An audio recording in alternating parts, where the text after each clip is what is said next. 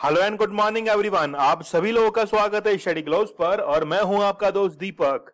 24 जुलाई के बहुत ही बेहतरीन करंट अफेयर की शुरुआत आज हम लोग करने वाले, लेकिन सबसे पहले मोटिवेशनल कोट आप लोग के लिए है कि ना पूछ कि मेरी मंजिल कहां है, अभी तो सफर का इरादा किया है। ना हारूंगा हौसला चाहे कुछ भी हो जाए, ये मैंने किसी और से नहीं खुद से वादा किया है। और जो वादा इंसान खुद से करता है उसे तोड़ता नहीं है, हमेशा जिंदगी भर उसे याद रखता है कि मैंने अपने आप से जो वादा किया था क्या उसे निभाया है या नहीं निभाया है। जब भी आप अपनी तैयारी शुरू करते हैं तो बड़ी ईमानदारी के साथ अपने टाइम टेबल को फॉलो करने की कोशिश करते हैं, लेकिन जब आपका टाइम टेबल बिगड़ता है और रिजल्ट में आप लोगों का नाम नहीं आता तो फिर आप लोग एनालिसिस वो करते हैं कि हम लोगों से गलती कहां हुई है, क्योंकि आपने जो वादा अपने आप से किया था उसे तोड़ दिया है। तो आपने जो मंजिल डिसाइड की है, जो आपने कारवा डिसाइड किया है, उस कारवा को आप लोगों ने तय किया है या नहीं किया, ये आप लोगों को सुनिश्चित करना पड़ेगा। तो बहुत ही बेहतरीन दिन है आज का। मुझे कमेंट सेक्शन में जरूर बताइएगा कि आज का दिन आप लोगों के लिए महत्वपूर्ण क्यों है। और शुरू करते हैं बहुत ही बेहतरीन करंट अफेयर को। आप लोग मुझे इंस्टा पर फॉलो कर सकते हैं, जो भी आपकी क्वेरीज हो वो मुझे पूछ सकते हैं। लेक्चर को लेकर जो भी आपका फीडबैक हो वो मुझे जरूर बताइएगा। इसके साथ में लेक्चर की पीडीएफ आप लोगों को विद आंसर्स टेलीग्राम चैनल के ऊपर अवेलेबल करवा दी जाएगी, और जो भी क्वेश्चंस हम लोग करते हैं उनके क्विज जो है वो यहां पर अवेलेबल रहेंगे। इसके साथ में ही मैं क्विज जो है वो आप लोगों के लिए डालूंगा कि स्पेशल अपॉइंटमेंट जो है, मतलब इंपॉर्टेंट अपॉइंटमेंट जो है वो हुए हैं, उनके लिए क्विज जो है वो भी मैं आप लोगों के लिए जरूर यहां पे लाने वाला हूं। तो चलिए शुरू करते हैं 24 जुलाई के बहुत ही बेहतरीन करंट अफेयर को। किस राज्य की सरकार ने डिजिटल साथी बच्चों का सहारा फोन हमारा नामक योजना शुरू की है? देखिए, यहां पर एक चीज आप लोगों से डिस्कस करनी है कि जहां पर डिजिटल की बात आती है, मतलब इलेक्ट्रॉनिक जो एरिया है, इलेक्ट्रॉनिक जो क्षेत्र है, उसको यहां पर डिस्कस करने की जरूरत है, क्योंकि हमारे देश के अंदर सबसे ज्यादा जो प्रॉब्लम यहां पर आ चुकी है कि जितना भी इलेक्ट्रॉनिक आइटम है उसके वेस्टेज को कहां पर डंप किया जाए। जैसे मैं आप लोगों को एक एग्जांपल बताता हूं सोलर पैनल्स की। तो सोलर पैनल जो है इनको हम लोग बाहर से इंपोर्ट करते हैं, ये आप लोग जरूर याद रखिएगा। इंपोर्ट करने के साथ साथ ही उसका एक लाइफ स्पान रहता है, पर्टिकुलर उसकी एक एज रहती है। जैसे हम लोग एज्यूम करते हैं कि 30 साल जो है वो एक सोलर पैनल की एज है। तो जितने भी डेवलप्ड नेशन हैं, मतलब यूएसए की हम लोग बात करें, रशिया की हम लोग बात करें, ऑस्ट्रेलिया की हम लोग बात करें, तो वो कंट्रीज क्या करती हैं कि इन्हीं सोलर पैनल को लगभग 15 से 20 साल तक यूज करती हैं। और फिर यूज करने के बाद जितने भी डेवलपिंग नेशंस हैं, जैसे इंडिया की हम लोग बात करें तो इंडिया डेवलपिंग नेशन है, तो वहां पर फिर ये सोलर पैनल को डंप कर देते हैं। इससे हमारे इंडिया के अंदर फिर ये प्रॉब्लम आ जाती है कि ये जो वेस्टेज इकट्ठा हो चुका है इसका हम लोग क्या करें। तो यहां पे हमें जरूरत है कि हम लोग खुद जो है वो सोलर पैनल को मैन्युफैक्चर करें, पहली बात। दूसरी बात कि जितना भी डिपेंडेंसी है अदर कंट्रीज के ऊपर उसको हम लोग डाउन करें। अब यहां पर बात है डिजिटल की। देखिए, मोबाइल फोन मान लीजिए खराब हो चुका है या फिर आपके कोई यूज नहीं आ रहा है, तो फिर उसका आप लोग क्या करेंगे? वो आपके घर के किसी कोने में पड़ा रहेगा या फिर वो आपके गेम खेलने काम में आएगा? यदि यही मोबाइल जो आपके पास है इसको आप यदि डोनेट कर दें किसी स्टूडेंट के एजुकेशन के लिए, तो फिर ये कितना बेहतरीन होगा। तो हिमाचल प्रदेश ने ये स्कीम चलाई है कि जो भी आपके पास में वेस्टेज फोन है उनको आप डोनेट कर सकते हैं बच्चों की पढ़ाई के लिए, क्योंकि आज का जो सिनेरियो है वो डिजिटलाइज सिनेरियो है। बच्चों की पढ़ाई के लिए फोन जो है वो जरूरी हिस्सा बन चुका है, क्योंकि ऑनलाइन क्लासेस लगती हैं।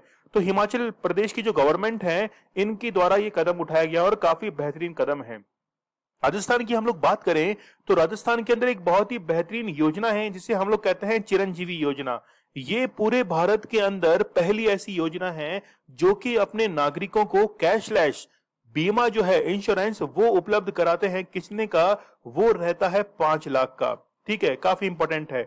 हरियाणा की यदि हम लोग बात करें तो यहां पर पेड़ों के लिए भी पेंशन जो है वो डिसाइड कर दी गई है 1200 रुपए। तो किसी पेड़ की उम्र यदि 25 साल से अधिक है तो फिर वहां के जो सरपंच हैं, जो ग्राम पंचायत है, उनको 1200 रुपए प्रति पेड़ जो है वो पेंशन दी जाती है। काफी इंपॉर्टेंट है। बिहार की यदि हम लोग बात करें तो इंडिया जस्टिस रिपोर्ट के अकॉर्डिंग सबसे ज्यादा जो पुलिस कर्मी है, मतलब 25% जो पुलिसकर्मी है वो महिला है, कहां पर, बिहार के अंदर।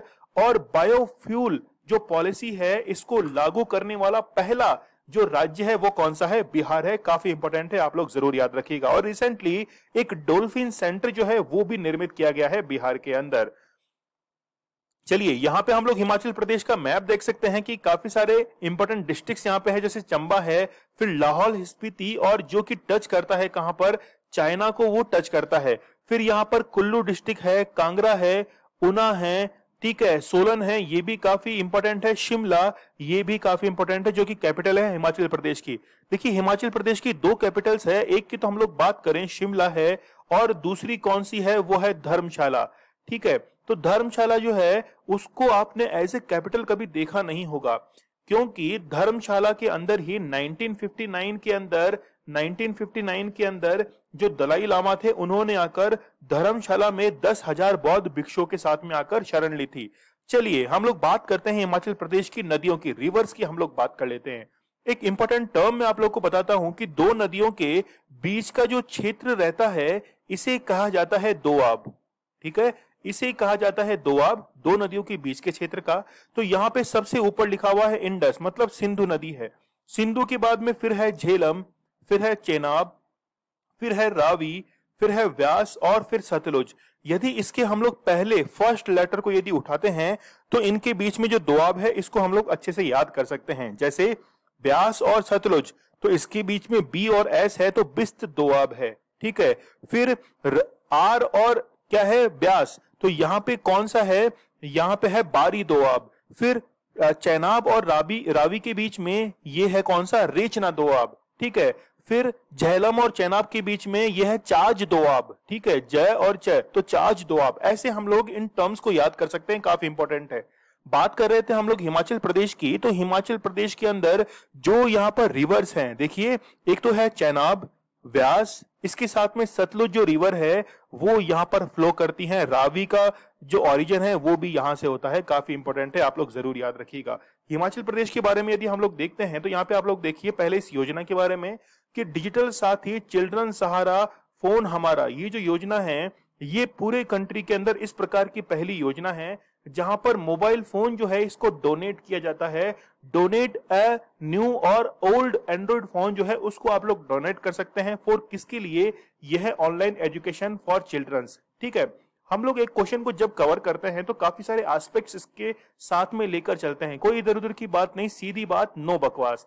ठीक है, तो हम लोग बात कर रहे हैं अभी कि बच्चों की जो एजुकेशन है वो अभी ऑनलाइन हो रही है, और इसके प्रॉब्लम के सॉल्यूशन के लिए हिमाचल प्रदेश की गवर्नमेंट ने बहुत ही बेहतरीन सॉल्यूशन निकाला है। यदि हम लोग बात करें हिमाचल प्रदेश की, तो यहाँ की कैपिटल है शिमला, मैंने अभी आप लोग को बताया। जयराम ठाकुर जो है वो यहाँ के सीएम हैं, और राजेंद्रन विश्वनाथ अर्लेकर यहाँ के क्या है, गवर्नर हैं, रिसेंटली यहाँ पर अपॉइंट भी किए गए हैं। और लिंगप्पा नारायण यहाँ के chief justice of Himachal Pradesh है। यहाँ की मेजर लेक के अंदर सबसे इंपॉर्टेंट आप लोग याद रखिएगा, सबसे रेणुका लेक, ये यूपीएससी प्रीलिम्स 2018 के प्रीलिम्स के अंदर भी पूछा गया था।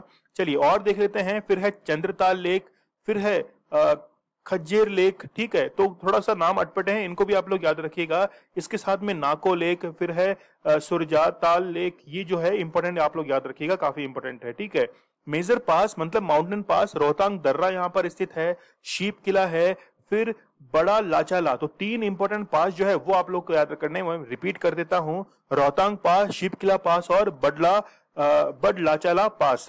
ठीक है, लोकसभा सीट 4 हैं, राज्यसभा सीट 3 हैं, लेजिस्लेटिव असेंबली की सीट 68 हैं। स्टेट एनिमल है स्नो लेपर्ड, कई बार एग्जाम में आता है मैच करने के लिए, एक तरफ स्टेट लिख देते हैं और दूसरी तरफ जो है वो एनिमल्स को लिख देते हैं। स्टेट बर्ड है यहाँ का जुराना। ठीक है, फिर यहाँ पर स्टेट ट्री जो है वो कौन सा है, केदार का है। 4 नेबरिंग स्टेट कौन कौन से हैं यहाँ पे स्टेट, एक तो है पंजाब, फिर है हरियाणा, उत्तराखंड और फिर है उत्तर प्रदेश। तो एक क्वेश्चन यहाँ से हम लोग ये भी फ्रेम कर सकते हैं, क्वेश्चन पूछा जाता है कि कौन सा जो स्टेट है वो नेबरिंग स्टेट नहीं है ऑफ हिमाचल प्रदेश। ठीक है, यहाँ का फोक डांस जो है वो आप लोग याद रखिएगा, एक है छापेली। ठीक है, छापेली एक तो फोक डांस है, दूसरा है टेंडानाओ, ये यहाँ का फोक डांस है। चलिए अगले क्वेश्चन की तरफ हम लोग बढ़ते हैं और ये काफी इंपॉर्टेंट क्वेश्चन है और यहाँ पर डीआरडीओ के द्वारा बहुत ही बेहतरीन जो है वो एक यहाँ पर कह सकते हैं हम लोग मेटल अलॉय जो है उसको विकसित किया गया है। क्या है? इसको कहा जा रहा है indigenous high strength beta titanium alloy. तो यहाँ पे हम लोग जानेंगे कि सबसे पहले अलॉय क्या होता है। ठीक है, मान लीजिए कि आपके पास में है आयरन, फेरस है, उसके बाद में आपके पास में दूसरा कोई मटेरियल है जिसको हम लोग कह देते हैं, मान लीजिए कार्बन है या फिर आपके पास में एल्यूमिनियम है। मान लीजिए कि अब हम इन सभी को मिक्स करते हैं, तो आयरन है, एल्यूमिनियम है, इन सभी को जब हम लोग मिक्स करेंगे तो मिक्स करने के बाद यदि हम लोग को हाई स्ट्रेंथ मिल रही है, ठीक है, डक्टिलिटी हाई मिल रही है, तो उस कंडीशन में हम लोग ये कहेंगे कि हमने जो मेटल बनाया है, जो मटेरियल बनाया है, इसको हम लोग क्या कह रहे हैं कि ये अलॉय मेटल है। ठीक है, तो मिक्स है। तो डीआरडीओ ने ये जो आप लोग देख रहे हैं ऐसा इक्विपमेंट तैयार किया है, ऐसा मटेरियल तैयार किया है। अब आप लोगों के मन में क्वेश्चन आ रहा होगा कि सर ये है क्या वास्तव में। देखिए डीआरडीओ ने क्या किया है कि टाइटेनियम का यूज किया है, वेनेडियम का यूज किया है और मिक्स जो एलॉय है वो बनाया है जिसकी स्ट्रेंथ काफी हाई है और इसका यूज जो है वो एयरक्राफ्ट की विंग्स जो है उसमें किया जाता है। यहां तक कि जितने भी एरोप्लेन्स हैं उनके व्हील्स के अंदर भी इनका यूज किया जाता है क्योंकि स्ट्रेंथ जो है वो काफी ज्यादा है। इसके साथ में है जितने भी आर्म्स हैं, हथियार जो हैं, उनमें भी इनका यूज किया जाता है। बेसिकली एक मटेरियल है, ठीक है, उस मटेरियल को वहां यूज करना है जहां पर आपको हैवी ड्यूटी की जरूरत है। तो डीआरडीओ की जो फुल फॉर्म है वो क्या है, defence research and development organisation, और इसके जो अभी हेड है वो कौन है, जी सतीश रेड्डी। ठीक है, चलिए बढ़ते हैं हम लोग आगे। यहां आप लोग देख सकते हैं टाइम्स ऑफ इंडिया की ये न्यूज है, DRDO indigenously develop high strength beta titanium alloy on industry scale. चलिए बात कर लेते हैं हम लोग सबसे पहले अलॉय के बारे में। तो अभी मैंने आप लोग को बताया कि alloy is a mixture made by mixing a metal and another metal. तो दो मेटल जो है इनको मिक्स कर दिया है और एक नया प्रोडक्ट जो है वो हमने डेवलप किया है जिसे हम लोग कह रहे हैं अलॉय। चलिए आगे देखिए, द डिफेंस यानी कि डीआरडीओ हैज डेवलप टाइटेनियम। यहां पे देखिए टाइटेनियम है, फिर फेरस है, फिर एल्यूमिनियम है। तो इन तीन प्रोडक्ट को, तीन मटेरियल को मिलाकर एक हाई स्ट्रेंथ एक क्या किया गया है, अलॉय का निर्माण किया गया है और उसे ही हम लोग क्या कह रहे हैं, यहां पर हम लोग के द्वारा कहा जा रहा है क्या, बीटा टाइटेनियम अलॉय। ठीक है, चलिए यहां पे आप लोग देखिए कि डेवलप किसके द्वारा किया गया है, DMRL defence metallurgical research laboratory के द्वारा इसे डेवलप किया गया है, जो कि डीआरडीओ की ही एक क्या है, लैब है। टाइटेनियम की यदि हम लोग बात करें तो titanium is a type of metal. इसका एटॉमिक नंबर जो है पीरियोडिक टेबल में वो कितना है, 22 है और केमिकल जो सिंबल है वो है टीआई। पीरियोडिक टेबल की हम लोग बात करें तो पीरियोडिक टेबल जो है इसको 4 ब्लॉक्स के अंदर डिवाइड किया जाता है, S block, P block, D block और एफ ब्लॉक। ठीक है, मेंडल ने इसका आविष्कार किया था, लेकिन यदि पूछे एग्जाम के अंदर कि मॉडर्न पीरियोडिक टेबल के इन्वेंटर कौन है तो आप लोग को बताना है मोजले। ठीक है, याद रहेगा मोजले। चलिए यहाँ पे आप लोग इसके यूजेस देख सकते हैं कि जैसे वॉचेस है, यहाँ पे यूज किया जा सकता है, यहां तक कि जब भी जो टूथ है इसका इम्प्लांट किया जाता है तो वहां भी इसको यूज कर सकते हैं। इसके साथ में एयरक्राफ्ट जो है वहां पर, फिर स्प्रिंग्स बनाने में, तो हर चीज में जो है इसका यूज किया जा सकता है, काफी इंपॉर्टेंट है। डीआरडीओ की हम लोग बात करें तो इसको एस्टेब्लिश किया गया था 1958 में, हेडक्वार्टर है दिल्ली के अंदर, प्रेसिडेंट है जी सतीश रेड्डी, काफी इंपॉर्टेंट है। रिसेंटली देखिए डीआरडीओ के द्वारा एक सिंधु नेत्र सैटेलाइट, इंडस आई सैटेलाइट जो है वो डेवलप किया गया था, जो कि इंडिया चाइना और इंडिया पाकिस्तान की जो बॉर्डर है इसका सर्विलांस करती है। ठीक है, यहां पे आप लोग देखिए, who has made the countries first indigenous machine pistol ASMI। तो ये पिस्टल जो है वो डीआरडीओ के द्वारा डेवलप की गई। इसके साथ में ही who has successfully test fire Akash NG missile जो है वो भी डीआरडीओ के द्वारा उड़ीसा के चांदीपुर रेंज जो है वहां पर क्या किया गया, इसका परीक्षण किया गया था। कहां के कांटेदार बैंगन जो हैं, ठीक है, ये ब्रिंजल जो है इनको जीआई टैग दिया गया है। तो वेल्लोर के हैं ये, ठीक है, वेल्लोर कहाँ है, तमिलनाडु के अंदर है वेल्लोर, और इनको रिसेंटली जीआई टैग दिया गया है। देखिए बेसिकली ये वहां का एक पर्टिकुलर ओरिजिनेट प्रोडक्ट है, वहां की एक फसल है। ठीक है, कांटेदार बैंगन सब्जी वगैरह में तो यूज हम लोग नॉर्मल करते हैं, लेकिन यहाँ पर क्या है कि इसके ये जो पार्ट है यहाँ पर क्या है कि हल्के हल्के कांटे जो हैं वो पाए जाते हैं। बात करें हम लोग ज्योग्राफिकल इंडिकेटर की, तो ये WTO के तहत जो है वो दिया जाता है, जीआई टैग दिया जाता है। बेसिकली नेशनल लेवल पर भी एक संस्था जो है वो काम करती है, वो भी क्या करती है, जीआई टैग के लिए सिफारिश करती है। अब बात करते हैं हम लोग कि भारत में सबसे पहले जीआई टैग जो दिया गया था वो 2004 के अंदर दार्जिलिंग की जो टी है, दार्जिलिंग टी को दिया गया था 2004 के अंदर, और उसके बाद से काफी सारे प्रोडक्ट जो हैं वो रजिस्टर हो चुके हैं। जयपुर की सबसे बेहतरीन जीआई टैग जो है वो दिया जा चुका है किसको, ब्लू पॉटरी को। ब्लू पॉटरी जो है इसको जीआई टैग मिल चुका है, आप लोग याद रखिएगा।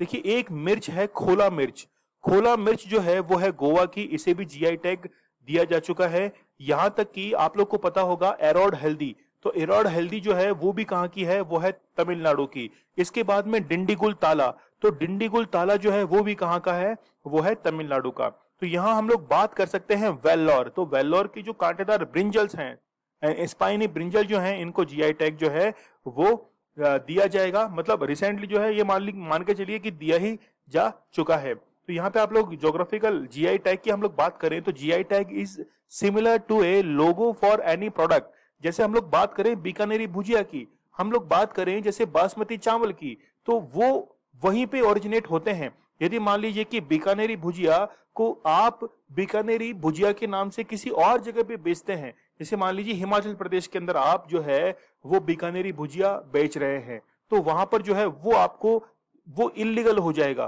ठीक है, क्योंकि बीकानेरी भुजिया के नाम से केवल वही लोग बेच सकते हैं। चलिए टॉप जो 5 जीआई टैग है उनके बारे में हम लोग देख लेते हैं। क्ले टोई जो है वो कहां के हैं, तमिलनाडु के हैं, जिनको क्या दिया गया है, जीआई टैग दिया गया है। हनी ऑफ सुंदरबन जो है वो कहां की है, वेस्ट बंगाल की है। फिर गुच्ची मशरूम जो है वो जम्मू एंड कश्मीर की है। बासमती राइस पाकिस्तान की है।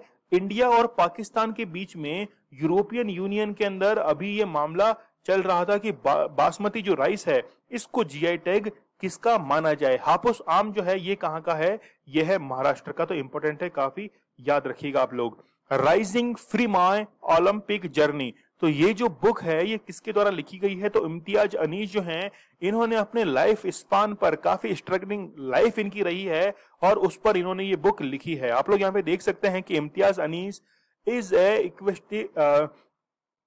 इक्वेस्टेरियल ओलंपियन, ठीक है, trainer, competitor, NBC commentator, qualified level 2 instructor and coach educator, ठीक है। तो काफी स्ट्रगलिंग इनकी लाइफ रही है और इनके द्वारा ही ये बुक लिखी गई है। वापस से आप लोग देखिए, राइडिंग फ्री माई ओलंपिक जर्नी, ठीक है। चलिए, केरल राज्य का पहला बुक विलेज, यानी कि एक ऐसा गांव है जो कि किताबों के लिए फेमस है। बेसिकली यहाँ पर लाइब्रेरी जो है वो भी बना दी गई है और वो क्या है, इसका नाम है पेरुमकुलम। तो पेरुमकुलम जो है वो कहां पर स्थित है, केरल के अंदर स्थित है और इसे कहा गया है बुक विलेज। और ये केरल का ही नहीं, हम लोग कहें कि भारत के अंदर ये पहली बार कंसेप्ट ऐसा देखा गया है।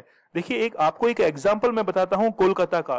तो यदि पूछा जाए कि तैरती हुई यानी कि फ्लोटिंग लाइब्रेरी जो है, फ्लोटिंग लाइब्रेरी ये सबसे पहली कहां पर स्थापित की गई थी, तो हुगली जो रिवर है, हुगली जो नदी है वहां पर कोलकाता के अंदर स्थापित की गई थी भारत की सबसे पहली फ्लोटिंग लाइब्रेरी।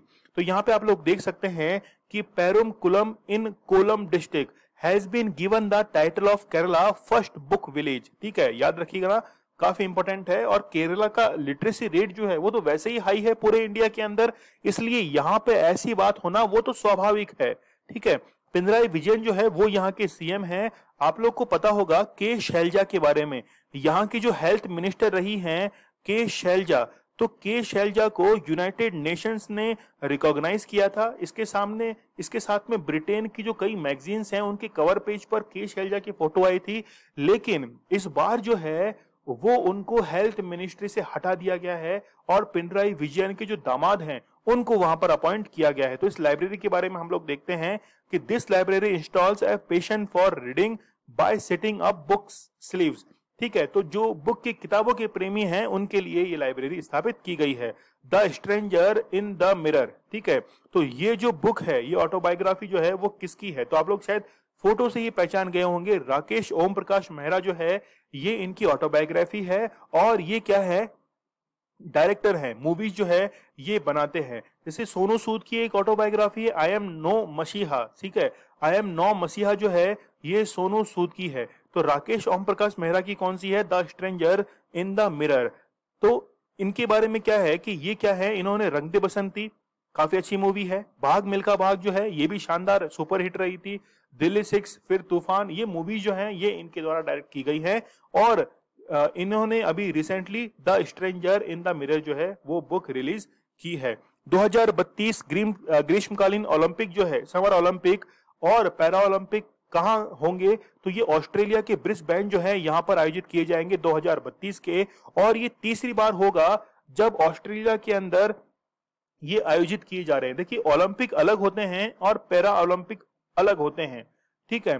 तो अभी जो है वो 23 जुलाई से शुरू हो चुके हैं क्या ओलंपिक गेम्स, और इनके बाद फिर होंगे पैरा ओलंपिक गेम्स। तो ऑस्ट्रेलिया का हम लोग यहाँ पे देख सकते हैं कि ऑस्ट्रेलियन सिटी ब्रिस्बेन, तो Brisbane is the third Australian city. इससे पहले कौन सी, एक तो है मेलबॉर्न जिसको 1956 में मेजबानी मिली थी, और फिर है सिडनी, इसको मिली थी 2000 के अंदर, ठीक है। काफी इंपोर्टेंट क्वेश्चन है, ये आप लोग जरूर याद रखिएगा। यहाँ पे हम लोग यदि ऑस्ट्रेलिया की बात करें तो ऑस्ट्रेलिया के अंदर यहाँ पे आप लोग देखिए कि 2 रिवर है, ठीक है। ऑस्ट्रेलिया की 2 रिवर है, एक तो है डार्लिंग रिवर और एक है मर्रे। तो ये जो मर्रे रिवर है ये ऑस्ट्रेलिया की सबसे लंबी नदी है, और यहाँ पर इसके ईस्टर्न साइड पर द ग्रेट डिवाइडिंग रेंज जो है वो स्थित है। और ग्रेट डिवाइडिंग रेंज की सबसे ऊंची हाईएस्ट पीक जो है वो कौन सी है, वो है कैशियोस्को। तो कैशियोस्को जो है वो ऑस्ट्रेलिया की सबसे ऊंची चोटी है। मरे यहाँ पर नदी बहती है। पार्थ का जो मैदान है मतलब डेजर्ट जो है वो यहाँ पर स्थित है वेस्टर्न ऑस्ट्रेलिया के अंदर, ठीक है। और इसके राइट साइड में ग्रेट बैरियर रीफ जो है वो भी स्थित है, ठीक है। पूरे वर्ल्ड की सबसे बड़ी बैरियर रीफ है कौन सी, ग्रेट बैरियर रीफ। रिसेंटली आपको पता होगा कि ऑस्ट्रेलिया के अंदर चूहों की बारिश हुई थी, वहां पर चूहों की इतनी ज्यादा तादाद बढ़ गई, प्लेग जो था वो इतना ज्यादा फैल गया कि किसानों के लिए 10,000 करोड़ का एक पैकेज जो था वो भी अनाउंस करना पड़ा था। चलिए, हाल ही में किस राज्य सरकार ने कोरोना से अनाथ हुए बच्चों के लिए बाल सेवा योजना शुरू की है, तो उत्तर प्रदेश की गवर्नमेंट के द्वारा ऐसा अनाउंस किया गया है। अब देखिए उत्तर प्रदेश की गवर्नमेंट क्या करेगी कि मान लीजिए कि माता पिता दोनों, या फिर केवल माता या फिर केवल पिता, किसी का भी देहांत हुआ है और देहांत होने से बच्चे जो हैं वो अनाथ हो गए हैं, तो इस कंडीशन के अंदर जो भी इकोनॉमिक हेल्प है, ठीक है, इसके साथ में सोशल हेल्प है, इसके साथ में जो भी उसकी एजुकेशन है, उसका सारा जिम्मा जो है वो उत्तर प्रदेश की सरकार उठाएगी और इनको क्या करेगी, हर संभव फैसिलिटी जो है वो देने की कोशिश करेगी। देखिए उत्तर प्रदेश के अंदर दूधवा नेशनल पार्क उत्तर प्रदेश के अंदर स्थित है, और रामगढ़ झील पर वर्ष 2022 के अंदर रामगढ़ झील जो है वो वहां पर वर्ष 2022 के अंदर अंतरराष्ट्रीय पक्षी मेला इंटरनेशनल बर्ड फेयर जो है वो रामगढ़ झील पर आयोजित होने जा रहा है। तो काफी इंपॉर्टेंट है, आप लोग इसको जरूर याद रखिएगा। उत्तर प्रदेश से अलग होकर क्या बना था, उत्तराखंड बना था 9 नवंबर सन 2000 को। चलिए, यहाँ के जो गवर्नर हैं वो हैं आनंदीबेन पटेल। कई बार स्टूडेंट जो है वो ये कहते थे कि सर आप सीएम जो हैं इनको इंक्लूड किया करो, गवर्नर जो हैं इनको इंक्लूड किया करो। तो आप लोगों की जो कमेंट्स हैं, आप लोगों ने जो फीडबैक दिया है उसी के बेसिस पर फिर मैंने इनको शामिल करना शुरू कर दिया। कैपिटल लखनऊ है, ये आप लोगों को पता ही है। चीफ मिनिस्टर कौन है, योगी आदित्यनाथ, ठीक है। चलिए बढ़ते हम लोग आगे। विश्वविद्यालय शिखर सम्मेलन वर्ल्ड यूनिवर्सिटीज समिट 2021 जो है ये ऑर्गेनाइज हुई है कहां पर, OP Jindal global university Sonipat Haryana के अंदर। और सबसे बेहतरीन बात है कि यहाँ के जो चीफ गेस्ट रहे हैं वो एम वेंकैया नायडू रहे हैं। और यहाँ पे देखिए पूरे वर्ल्ड की यानी कि वैश्विक जो यूनिवर्सिटीज हैं उसका समिट हरियाणा के अंदर आयोजित करवाया गया है। हरियाणा को आप लोगों को पता होगा कि हरियाणा और पंजाब से इस बार सबसे ज्यादा जो ओलंपियन जो है वो पार्टिसिपेट कर रहे हैं, तो वो कहां से हैं, हरियाणा से और पंजाब से हैं। तो आप लोग यहाँ पे देख सकते हैं कि वाइस प्रेसिडेंट जो है एम वेंकैया नायडू वो क्या है, चीफ गेस्ट रहे हैं। और यहाँ पर थीम क्या रही है, universities of the future building institutional resilience social responsibility and community impact. तो ये क्या रही है, इस बार की थीम रही है। क्यों ये आयोजित करवाया गया है, गुड एकेडमिक्स के कारण, ठीक है। इकोनॉमिक्स जो है वो प्रतिभा जो है यानी कि जो कैपेबिलिटीज है स्टूडेंट्स के अंदर उनको क्या कर सके, वो थोड़ा सा शार्प कर सके, ब्रश अप कर सके, ठीक है, चलिए, हाल ही में किस व्यक्ति को भारतीय राष्ट्रीय राजमार्ग प्राधिकरण मतलब national highway authority of India NHAI का जो एडिशनल चार्ज है वो दिया गया है? तो अरमाने गिरिधर जो है इनको एडिशनल चार्ज दिया गया है।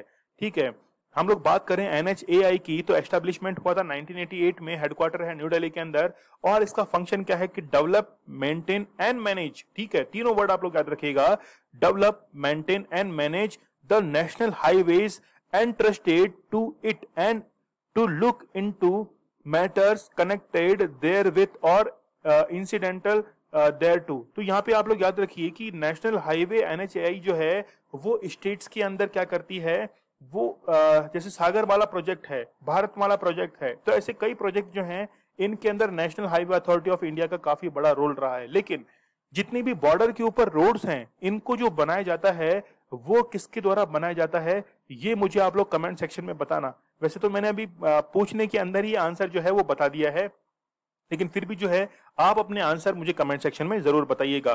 ठीक है, तो यहाँ पे आप लोग देख सकते हैं कि जितने भी प्लान्स हैं, जितने भी प्रोजेक्ट्स हैं, यहाँ पे आप लोग देखिए कि national highway authority of India जो है has taken step to ensure that waiting time, यानी कि वेटिंग टाइम जो है टोल प्लाजा के ऊपर वो 10 सेकंड से ज्यादा ना हो, किसके लिए, हर व्हीकल के लिए। और यदि ऐसा होता है, जैसे मान लीजिए आप किसी टोल प्लाजा पर गए हैं और वहां पर 1 किलोमीटर से ज्यादा लंबी लाइन लग गई है, तो वहां पर टोल के गेट जो है इनको ओपन कर दिया जाता है और बिना किसी टोल चार्ज दिए आप वहां से निकल सकते हैं, क्योंकि लाइन जो है वो काफी ज्यादा हो चुकी है।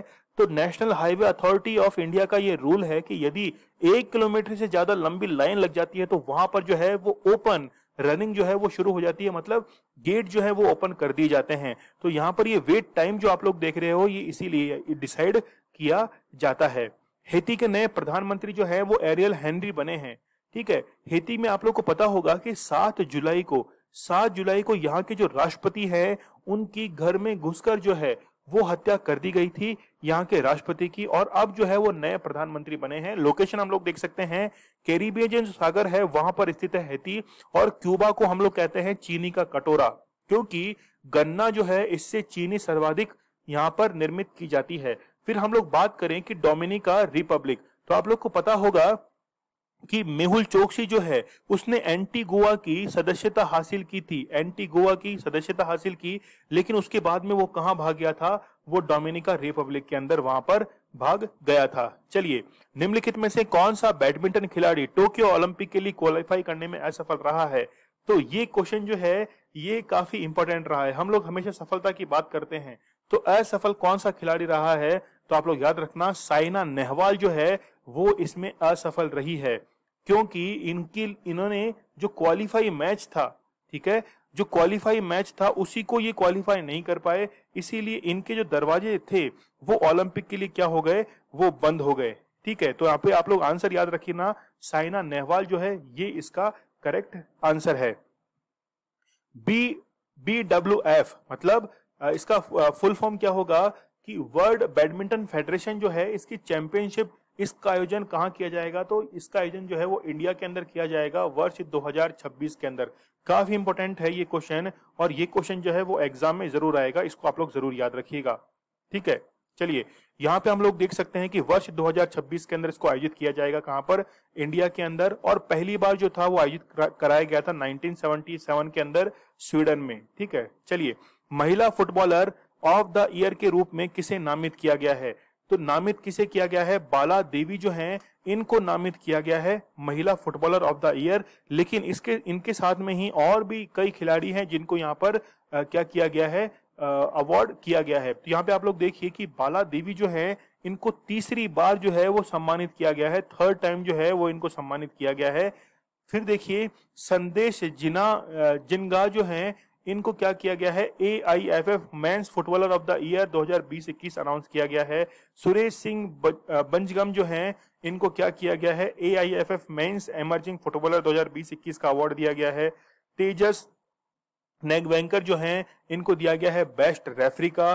फिर सुमंत दत्ता जो है इनको दिया गया है क्या, बेस्ट असिस्टेंट रेफरी का अवार्ड दिया गया है। तो आप लोग इसको जरूर याद रखिएगा। अंतरिक्ष की यात्रा करने वाले सबसे उम्रदराज के व्यक्ति कौन बने हैं? तो वॉली फंकी जो हैं ये काफी उम्र दराज के व्यक्ति बने हैं और इनकी एज जो है वो है 86। रिसेंटली आपको पता होगा कि 20 जुलाई को, ठीक है, जिस दिन नील आर्मस्ट्रांग ने अपने जो कदम थे वो चंद्रमा पर रखे थे, उसी दिन जो है 20 जुलाई को जेफ बेजोस ने जो है वो अंतरिक्ष में सफर किया था और उनके जो यान का नाम था वो था न्यू शेपर्ड। ठीक है, न्यू शेपर्ड जो है ये इनके नाम ये जो इनका प्लेन था इसका था। और यहां पर देखिए कि ऑलिव डेमन जो हैं ये सबसे कम उम्र के 18 वर्ष के ही ये व्यक्ति थे। तो सबसे कम उम्र के और सबसे ज्यादा उम्र के जो है वो यहाँ पर आप लोग देख सकते हैं। तो यहाँ पे आप लोग देखिए जेफ बेजोस जो है इन्होंने सक्सेसफुली 10 मिनट का फ्लाइट जो है वो यहाँ पे किया था। देखिए इनसे पहले आप लोग को पता होगा कि वर्जिन कंपनी के जो ऑनर हैं, ठीक है, वर्जिन कंपनी के जो ऑनर हैं उन्होंने भारत की सिरिसा बंदला के साथ में क्या किया था कि अंतरिक्ष में फ्लाई किया था, लेकिन उनके ऊपर ये ब्लेम लगाया गया कि उन्होंने कार्बन लाइन जो है 100 किलोमीटर पर कार्बन लाइन पाई जाती है, तो उस कार्बन लाइन को इन्होंने क्या किया, उसको पार नहीं किया। बेसिकली 80 किलोमीटर से ही ये वापस आ गए थे। ठीक है, तो इन पे ये कहा गया कि इन्होंने बेसिकली अंतरिक्ष में गए ही नहीं, उससे पहले ही आ गए। लेकिन यहां पर कार्बन लाइन को पार किया न्यू शेपर्ड रॉकेट ने, जो कि जेफ बेजोस के ऑनर हैं, किसके, ब्लू ओरिजिन के। और इसके साथ में इनके भाई जो है मार्क बेजोस, फिर वॉली फंकी जो है, वॉली फंकी, इनकी उम्र क्या है 82। ठीक है, करेक्ट करना, 86 नहीं है 82 है। और फिर यहाँ पर ओलिवर डेमन जो है इनकी उम्र कितनी है, 18 वर्ष है। तो आप लोग इसको जरूर याद रखना। और यहाँ पर केवल 4 मिनट तक इन्होंने जीरो ग्रेविटी जो है उसको फील किया था। चलिए 23 जुलाई के बहुत ही बेहतरीन करंट अफेयर को हम लोग रिवाइज कर लेते हैं। कौन सी कंपनी भारत का पहला ग्रीन हाइड्रोजन संयंत्र बनाएगी, तो वो है इंडियन ऑयल कॉर्पोरेशन। विश्व मस्तिष्क दिवस 22 जुलाई को। आरोग्य रक्षक नामक स्वास्थ्य बीमा योजना वो है LIC की। मिस इंडिया USA 2021 का खिताब जो है वो किसने जीता है, वेदाही डोंगरे ने। किस देश ने दुनिया की सबसे तेज दौड़ने वाली मैगलेव जो ट्रेन है इसको चलाया है, वो है चाइना। 2020 इंडिया लाइटिंग रिपोर्ट जो है वो किसके द्वारा जारी की गई है, वो है अर्थ नेटवर्क्स। फिर ओलंपिक का नया आदर्श वाक्य जो है वो है faster, higher, stronger and together. NEA scout spacecraft जो है वो किसका है, वो है नासा का। IIT ने, यानी कि IIT रोपर जो है, इसने इजाद किया है क्या, एमलेक्स जो है ऑक्सीजन राशनिंग उपकरण जो है इसको विकसित किया है। करंट जो ईयर है वहां पर अनुमान जो है 11% घटाकर 10% किसने कर दिया है, तो एशियन डेवलपमेंट बैंक ने कर दिया है। 22 जुलाई को पूरे भारत में कौन सा दिवस, तो नेशनल फ्लैग अडॉप्शन डे मनाया जाता है। निम्न में से किस देश ने विश्व की सबसे उन्नत मिसाइल रोधी प्रणाली S-500 का सफल परीक्षण किया है, तो वो है रशिया। संयुक्त राष्ट्र की तरफ से जारी ताजा रिपोर्ट के अनुसार 2020 में भारत दुनिया में सबसे ज्यादा FDI हासिल करने वाला कौन सा देश बन गया है, तो वो है 5th। कनाडा के प्रधानमंत्री जस्टिन ट्रूडो ने सुप्रीम कोर्ट में पहले किस अश्वेत व्यक्ति और भारतवंशी को नियुक्त किया है, तो वो है महमूद जमाल। किस राज्य की सरकार ने राज्य में प्रवेश करने के लिए RT-PCR जो रिपोर्ट है इसको अलाउ किया है, कंपलसरी किया है, तो वो है उत्तर प्रदेश। ये हमारा कल का स्टडी ग्लोस क्वेश्चन था कि नई मिनिस्ट्री जो है वो कौन सी बनाई गई है, तो वो है मिनिस्ट्री ऑफ कॉर्पोरेशन। ठीक है, ये आज आप लोग के लिए क्वेश्चन है कि विश्व का पहला खाड़ी देश, गल्फ कंट्री कौन सा है जिसने इजराइल के अंदर दूतावास जो है, एम्बेसी, उसको निर्मित किया है। तो इस क्वेश्चन का आंसर मुझे कमेंट सेक्शन में जरूर दीजिएगा। जो भी आपके क्वेश्चंस हैं वो मुझे इंस्टा पर आप लोग पूछ सकते हैं, फीडबैक मुझे दे सकते हैं। इसके साथ में ही लेक्चर की PDF जो है विद आंसर्स वो आप लोगों को टेलीग्राम चैनल के ऊपर अवेलेबल करवा दी जाएगी। और जो भी हम लोग क्वेश्चन करते हैं उसका क्विज जो है वो टेलीग्राम चैनल के ऊपर आप लोग को अवेलेबल करवा दिया जाएगा। स्टडी ग्लोस की नई ऐप जो है उसको आप लोग डाउनलोड कीजिएगा, स्टडी ग्लोस लर्निंग ऐप। और इसके साथ में ही बहुत ही बेहतरीन पर्सनालिटी डेवलपमेंट के कोर्सेज हैं और रिसेंटली SSC GD की जो कोर्सेज हैं वो भी अवेलेबल करवा दिए गए हैं। तो यहाँ पर आप लोग सिर्फ 50 कोड को यूज कीजिएगा और 50% डिस्काउंट जो है वो आप लोगों को यहाँ पर मिल जाएगा। स्टडी ग्लोस आप लोगों के लिए बहुत ही बेहतरीन कंटेंट लेके आता है। नॉलेज इज पावर, ये हमारी टैगलाइन है। तो चलिए मिलते हम लोग कल के लेक्चर में बहुत ही बेहतरीन लेक्चर के साथ, बहुत ही बेहतरीन करंट अफेयर के साथ। तब तक के लिए धन्यवाद, थैंक यू।